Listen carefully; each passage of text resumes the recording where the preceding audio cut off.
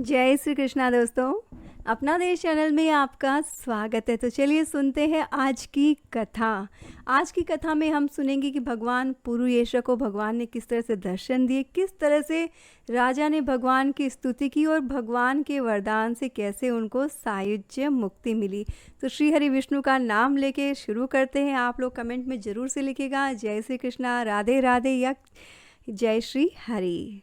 तो श्रुतदेव जी कहते हैं परमात्मा भगवान नारायण 4 भुजाओं से सुशोभित थे। उन्होंने हाथ में शंख, चक्र, गदा और पद्म धारण कर रखे थे। वे पीताम्बर धारण करके वरमाला से विभूषित थे। भगवती लक्ष्मी तथा एक पार्षद के साथ गरुड़ जी की पीठ पर विराजित थे। उनका दुसह तेज देखकर राजा के नेत्र सहसा बंद हो गए। उनके सब अंगों में रोमांच हो आया, नेत्रों से अश्रु धारा प्रवाहित होने लगी। भगवत दर्शन के आनंद में उनका हृदय सर्वथा डूब गया। उन्होंने तत्काल आगे बढ़कर भगवान को साष्टांग प्रणाम किया।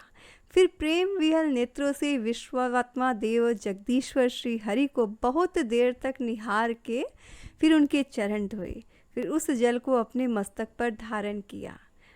उन्हीं चरणों की धोवन रूपा श्री गंगा जी ब्रह्मा जी सहित तीनों लोकों को पवित्र करती है।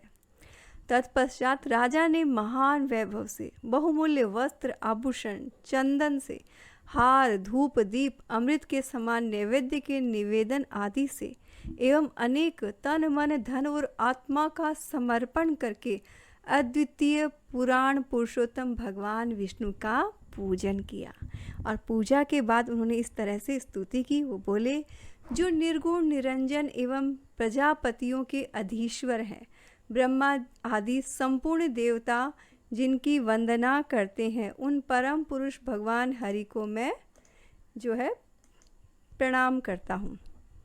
शरणागतों की पाप राशि का नाश करने वाले आपके चरणावृंदों को परिपक्व योग वाले योगियों ने जो अपने हृदय में धारण किया है, यह उनके लिए बड़े सौभाग्य की बात है।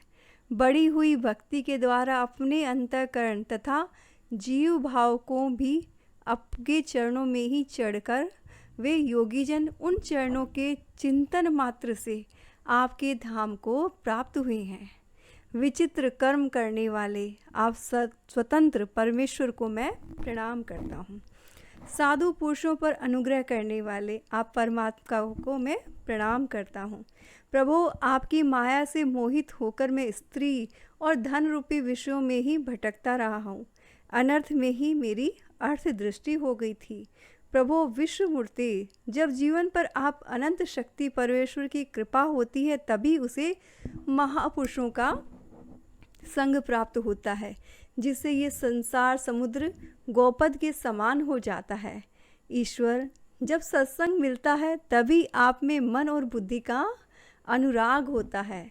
मेरा समस्त राज्य जो छिन गया था, वह भी आपका मुझ पर महान अनुग्रह ही था, ऐसा मैं मानता हूँ। मैं न तो राज्य चाहता हूँ, न पुत्र आदि की इच्छा रखता हूँ, न कोष की ही अभिलाषा करता हूँ, अपितु मुनियों के द्वारा ध्यान करने योग्य जो आपके आराधनीय चरणावृंद हैं, उन्हीं का नित्य सेवन करना चाहता हूँ। देवेश्वर, जगत निवास, मुझ पर आप प्रसन्न होइए, जिससे आपके चरण कमलों की स्मृति बराबर बनी रहे तथा स्त्री, पुत्र, खजाना एवं आत्मीय कहे जाने वाले सब पदार्थों में जो मेरी आसक्ति है, वह सदा के लिए दूर हो जाए।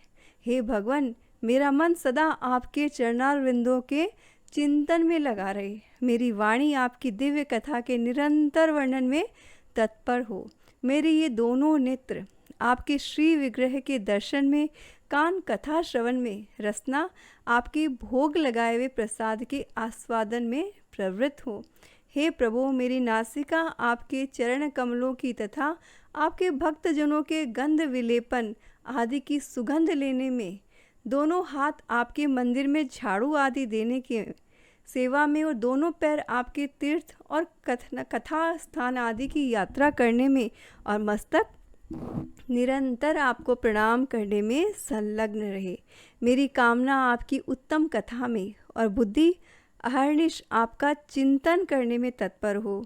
मेरे घर पर पधारे हुए मुनियों द्वारा आपकी उत्तम कथा का वर्णन तथा आपकी महिमा का गान होता रहे और इसी में मेरे दिन बीते। हे विष्णु, एक क्षण तथा आधे पलक के लिए भी ऐसा प्रसंग उपस्थित ना हो जो आपकी चर्चा से रहित हो। हे हरे, मैं परमेष्टि ब्रह्म का पद, भूतल का चक्रवर्ती राज्य और मोक्ष भी नहीं चाहता, केवल आपके चरणों की निरंतर सेवा चाहता हूँ, जिसके लिए लक्ष्मी जी, ब्रह्मा, शंकर आदि देवता भी सदा प्रार्थना करते रहते हैं।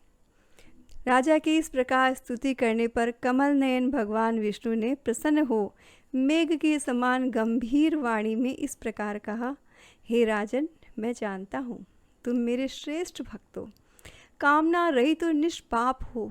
नरेश्वर, मुझ में तुम्हारी दृढ़ भक्ति हो और अंत में तुम मेरा सायुज्य प्राप्त करो। तुम्हारे द्वारा किए हुए इस स्तोत्र से इस पृथ्वी पर जो लोग स्तुति करेंगे उनके ऊपर संतुष्ट हो मैं उन्हें भोग और मोक्ष प्रदान करूँगा। यह अक्षय तृतीया इस पृथ्वी पर प्रसिद्ध होगी, जिसमें भोग और मोक्ष प्रदान करने वाला मैं तुम्हारे ऊपर प्रसन्न हुआ। जो मनुष्य इस तिथि को किसी भी बहाने से अथवा स्वभाव से ही स्नान, दान आदि क्रियाएं करते हैं, वो मेरे अविनाशी पद को प्राप्त होते हैं। और जो मनुष्य पितरों के उद्देश्य से अक्षय तृतीया को दान करते हैं, श्राद्ध करते हैं, उनका किया हुआ यह श्राद्ध अक्षय होता है। इस स्थिति में थोड़ा सा भी जो पुण्य किया जाता है उसका फल अक्षय होता है। हे नरश्रेष्ठ, जो कुटुंबी ब्राह्मण को गाय दान करता है उसके हाथ में सब संपत्तियों की वर्षा करने वाली भुक्ति और मुक्ति आ जाती है।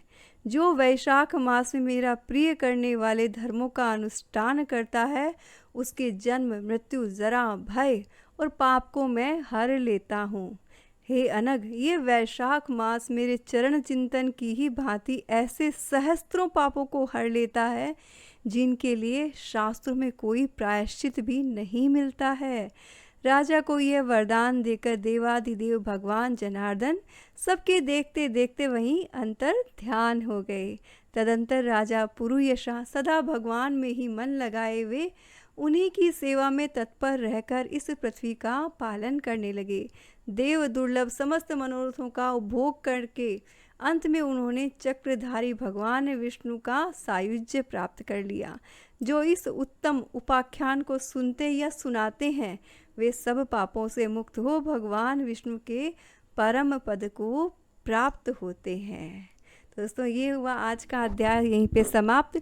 कल हम सुनेंगे शंख और व्याघ का संवाद और व्याघ के पुनर्जन्म का पूरा वृत्तांत। जुड़े रहे चैनल से, कमेंट में ज़रूर से लिखिएगा। जय श्री कृष्णा।